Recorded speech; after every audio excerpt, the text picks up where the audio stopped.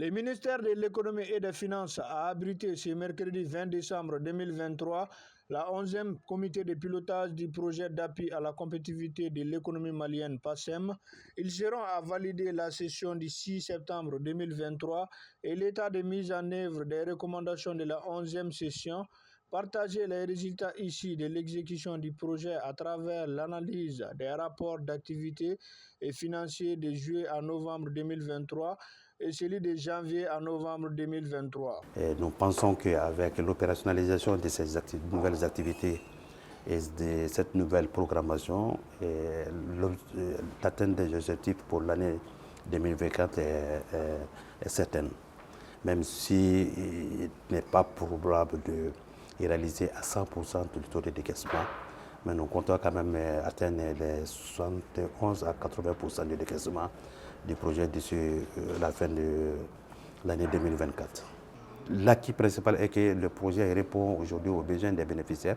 Et le recadrage qui a été fait est un recadrage qui permet quand même de donner plus de visibilité et plus de chances à l'atteinte des objectifs visés par le projet. Objectif: favoriser la contribution des entreprises au PIB, la facilitation des échanges économiques et la compétitivité des entreprises maliennes, améliorer significativement le climat des affaires et mettre en œuvre les réformes foncières et accroître les cadres de partenariat public-privé pour attirer les investisseurs. Revue à savoir de janvier à novembre 2023, le taux de décaissement global du projet est passé de 19,70% au 1er janvier 2023 à 21,34% au 30 novembre 2023, soit une augmentation de 1,64% sur la période.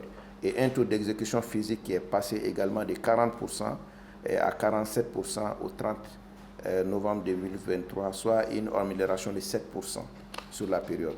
Mesdames et messieurs, cette faible performance du projet s'explique par un certain nombre de difficultés énumérées ci-dessus, à savoir la durée longue de la période de formulation et de validation de la liste des biens et services et les plans de participation des marchés, ainsi que la lenteur des réactions de la BAD sur les dossiers qui lui sont soumis pour approbation.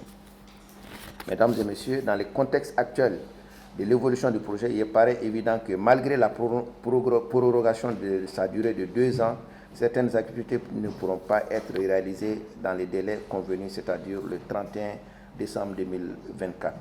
Ceci s'explique par le fait qu'en un an, il est impossible de décaisser plus de 78% du montant global du projet. C'est pourquoi, à l'analyse du PTBA qui vous a été soumis par l'unité d'exécution, élaboré en collaboration avec tous les points focaux, il apparaît au moins un taux de décaissement de 50% au 31 décembre 2024, émanant ainsi du taux global en fin 2024 à 71,34%.